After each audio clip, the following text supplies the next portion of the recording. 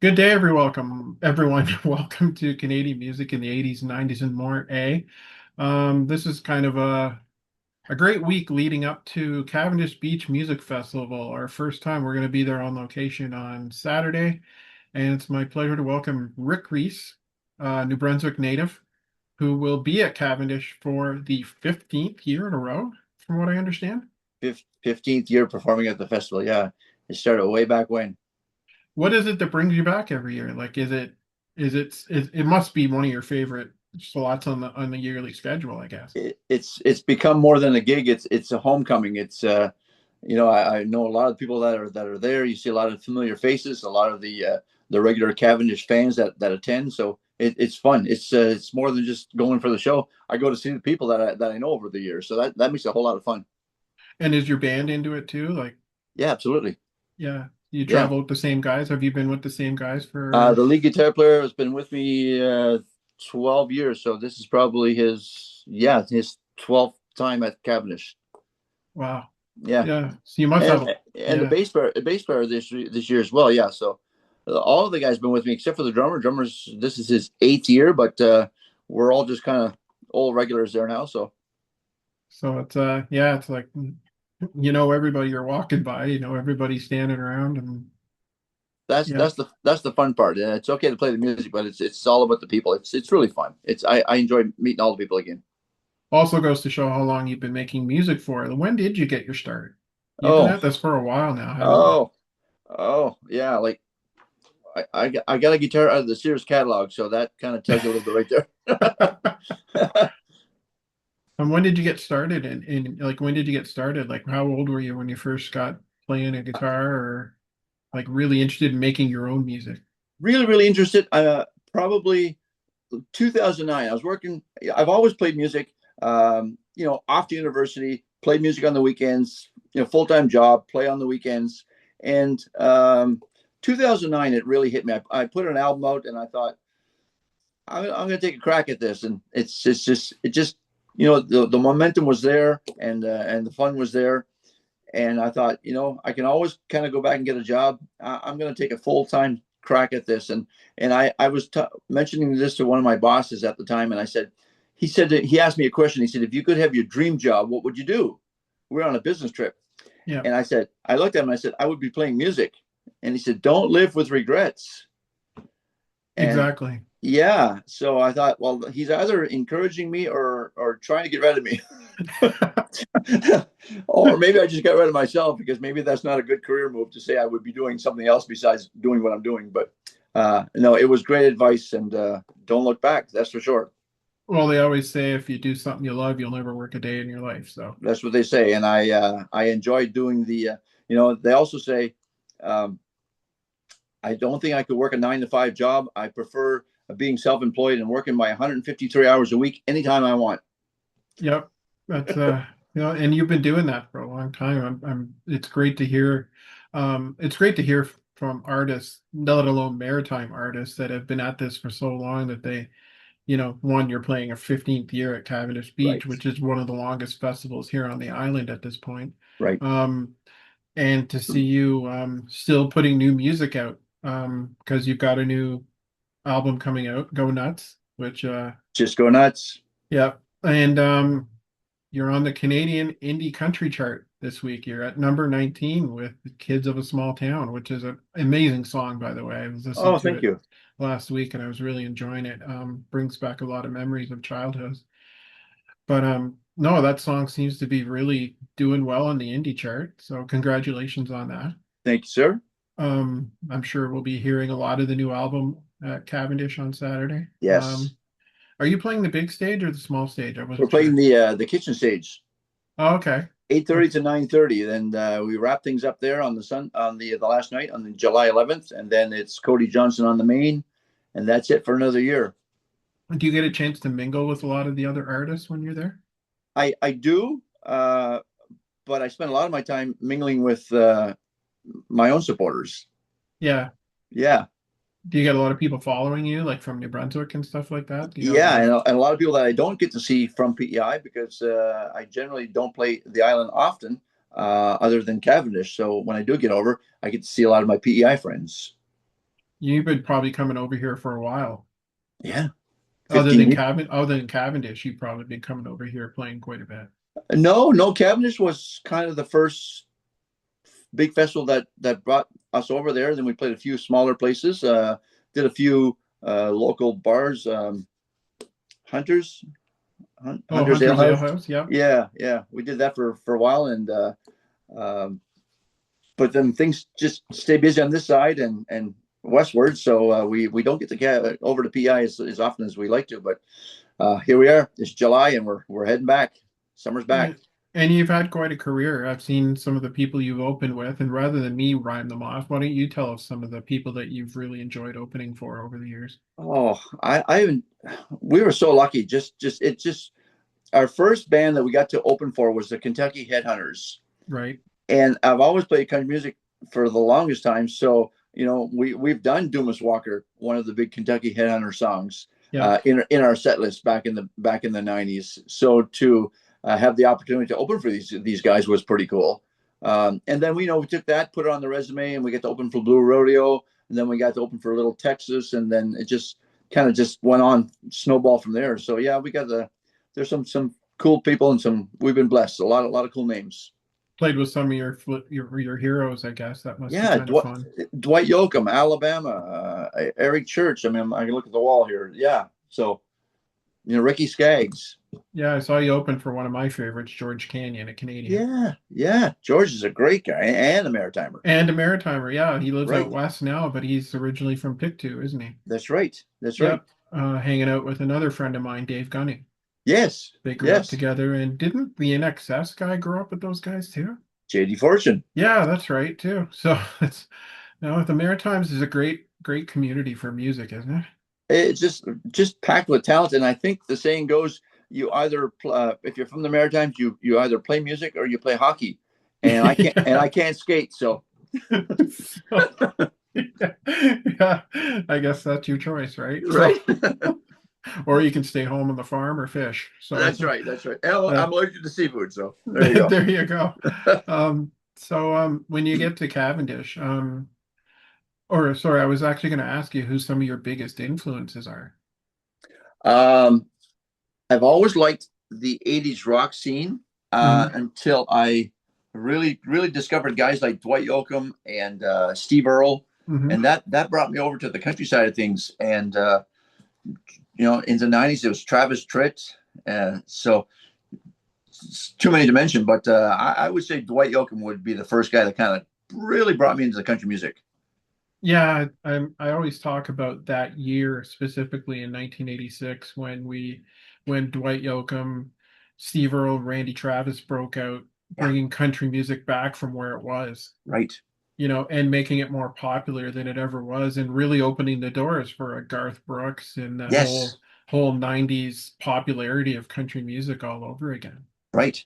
Um, and Steve Earle was just in the Maritimes last week, I think, wasn't Yeah, he? he was. You're right Yeah. at the casino. Yeah, And he's still at it. Dwight Yoakam's still at it. Well, it's too bad Randy Travis isn't still at it for right, obvious reasons, but I'm sure he right. would be if he didn't get sick. I'm sure. But yeah, that was just a magical year for country music. Like just the way it took off again, like and not just popular with country people. Like it was beating all the popular music back then. It was right there. Yeah, Um, and I guess it influenced a lot of people to keep going at it because I mean it's sad to say Alan Jackson just played his last show a last week or something like that, or a couple of weeks ago. couple weeks ago. But yeah, what an amazing what thing that started back then. Like, I mean, I wasn't really a big country fan. I heard it a lot growing up, but in 1986, yeah, that music that those three guys really made it take off again, didn't they? They And you mentioned Randy Travis. I remember living in Ottawa, and I had my mother come up and visit. Randy Travis was in concert, and bought tickets and went with my mother. And there was this unknown fella singing about rocking a jukebox. Was the opening act, oh Alan wow. Jackson. That's actually funny because my mother and I went to see Randy Travis at Maple Leaf Gardens back in 1987. No way. And I forgot. Oh, KT Osland opened up for him. Okay, yeah, Yeah, that was I couldn't believe it. It was sold out. downtown Toronto, a country Right. singer sold out. Right. I mean, just it's just amazing what happened back then. And it just took off even more from there. Yes. Um, but even the maritime stuff is really starting to take off some more too. Like, I mean, a friend of mine wrote a book about female country or singers, period, from Nova Scotia. I mean, look what Anne Murray did for the scene, and Right. Carol Baker and Right. Rita McNeil. Like, I mean, and the '90s takeoff of maritime artists, period. Yes. Even in the rock industry, like Sloan and Super Friends and all those kind of bands and stuff like that. And then the Celtic takeoff with the Rankins and Natalie McMaster and Ashley Natalie. McIsaac really, Yes. I guess that probably influenced a lot of maritime artists too to get up there and keep doing what they're doing. That's right. Um, when it comes to local artists, who are some of the guys that keep you wanting to keep going? There's a lot Local, of good local artists around here. a lot of great local artists. I mean, I'm friends with them all, and I have all of their albums. I mean, the Divorcees. If you heard the, I Yeah. love the Divorcees. Yeah. The guys we saw last year, the Turnbull brothers. Okay. Yes. I mean, they came and played the Legion at Ignition. Right. Just blew the roof off the place. I couldn't Yeah. believe how talented those guys are. And Absolutely. it's just amazing to see that kind of thing. Um, what are your plans for the future? You got a new album coming out. Congratulations, by the way. I hope that does Thank really well for you. I'm sure it will. Thank you. I mean, the idea behind that was I haven't put out new music for such a long time, and I was encouraged and always asked, "When are you going to put out new music?" Just different reasons. Life gets in the way and whatnot. You don't bother. And I had some good encouragement. And why don't you put it out? So I went through my files and just blew the dust off it. And I mean, Kids of a Small Town that I released in April. I wrote that 14 years ago. Really? Yeah. So it's like, here's your new song that I wrote 14 years ago. Well, it's good that it still has life to it. You know what I mean? Yeah. After all these years, you can dust it off, like you said, and Yeah. still go, you know what? I think that'll be good. Well, I think it probably worked better now than it would have 14 years ago because it lends to the nostalgia, right? People Yeah. relate to it because of the nostalgia factor. Did it have a lot? I mean, you've obviously been around long enough to see a lot of the changes in the industry and the way music is released. I don't know if that might have something to do with it. Like just because it's so different the way you release music nowadays, like it's all about streaming. Like you don't have to release an album necessarily anymore. You can just release like a song at a time kind of thing. Does that influence the way you release music too? It does, but I mean, I'd rather yeah, maybe I'm old school. I'd rather release a whole album, and Hmm. and and it's hard releasing single at a time to really monetize your music by Right. releasing singles because it's on Spotify, everything's for free. So how do you monetize it? It costs you money to record it, but there's no return. It sounds to me like you're like from what I've read about you, your biggest thing is live. 100%. Playing live. That's like as good as your songs sound on record in recording. The best way to get your experience is to see you play live in front of a Cavendish Beach or wherever it is you're going to play. That's where I have my most fun. I mean, it's fun in the studio, but it's more fun at a big party with a few thousand people, Yeah, right? for sure. I'm looking forward to seeing you on Saturday actually to see exactly because I bet I'll have even more of a respect for what you do once I see you play live because that's probably where you get the most energy. Yeah, absolutely. I mean, the whole idea is, we want to have fun, so we force the audience to have fun. So if they're having fun, it's reciprocal, right? We're having fun at the same time. But I'm glad you picked up on that. It's always been kind of my claim to fame, if you will, is the live show. And Hmm. Casey Clark from CMT, Hmm. a number of years ago, he was the MC at Cavendish, and he said, the music's great, but man, you got to see these guys live. So I said, can I use that as a testimonial? So it's kind of in some of my literature using Casey's testimonial, saying you've got to see these guys live. That's what I look forward to. Like I've been working SOMO up there the past couple of years, and I can't tell you how many amazing artists I've discovered that I Yeah, didn't know. right. And that's kind of what I'm looking forward to by going to Cavendish Beach this year, is discovering artists that I don't necessarily know, but will really find a liking for. Yes.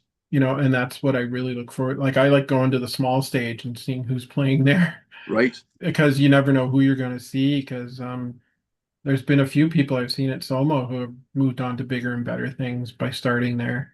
right, Um, and that's what I look forward to that. I like seeing new music. New music really gets to me, and I'm not just into the old stuff. I am into the old stuff, but I like hearing new music and from new artists. And I also like hearing new music from the older artists too. That's what yeah, my channel's a lot about. Like I like really pushing the artists that have been around for years, putting new music out and still doing it right, and making as good a music as they've ever made, right, even today. Unfortunately, it doesn't get played on the radio the way it does, right. Yeah, true. I but mean, that's didn't the Rolling Stones put out a new album not long ago? yeah, it's excellent. Right. I love it. Yeah, Honeymoon Suite put out a new album last year, and it's amazing. Like absolutely. it's some of the best work they've ever done, and Yeah, I just wish more people would give it a chance instead of just listening to the old stuff all over again. right. But in terms of your set list, is it hard for you to pick out a set list being around as long as you have?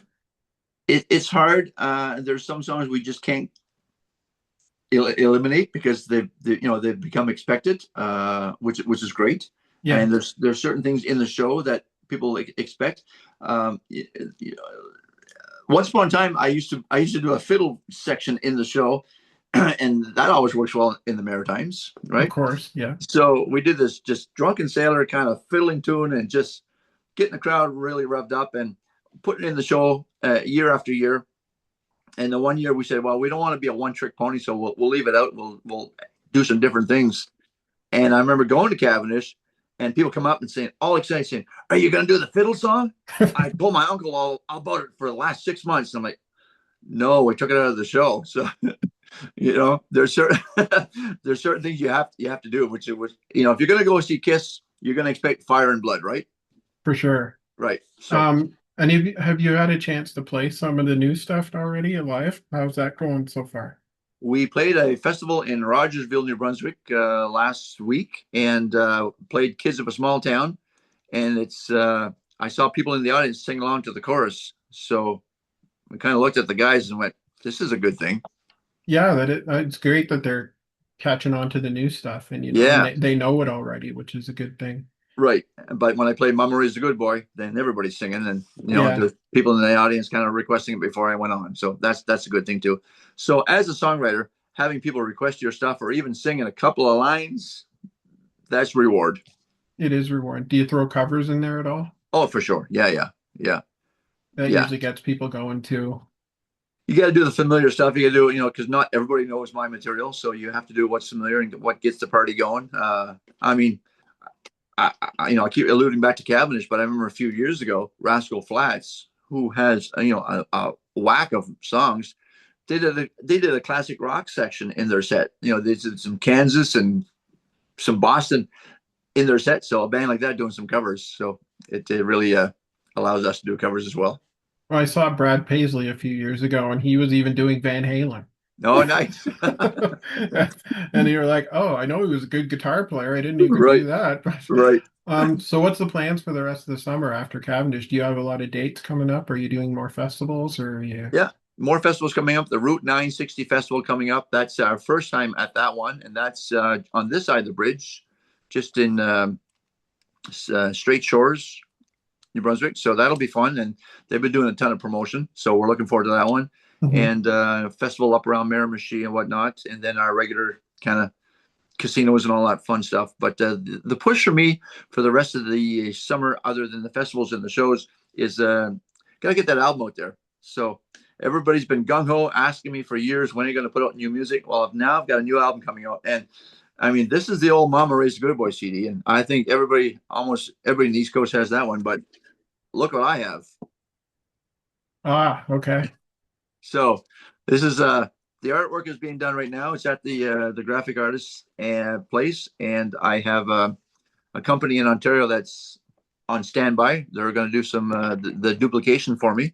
So I'm expecting in another 2-3 weeks I should have a pure later at the door with a box of CDs, and we'll see what happens. Are you getting a vinyl release?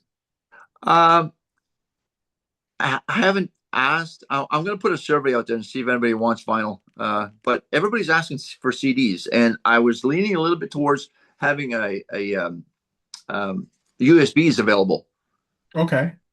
because everybody has a USB player in their car. Right. But a Yeah. lot of people say no, no, I want the CD. I want the CD. I want to read the liner notes. So Yeah. I mean, I'm hearing CDs are actually starting to make a comeback. So I hope so. because it's I'm hearing it's quite cheap to get back into CD collecting again, you know. Right, right. You don't even need a CD player. You just need a Blu-ray or a DVD player, and that can hook up to any stereo you've got. That's right.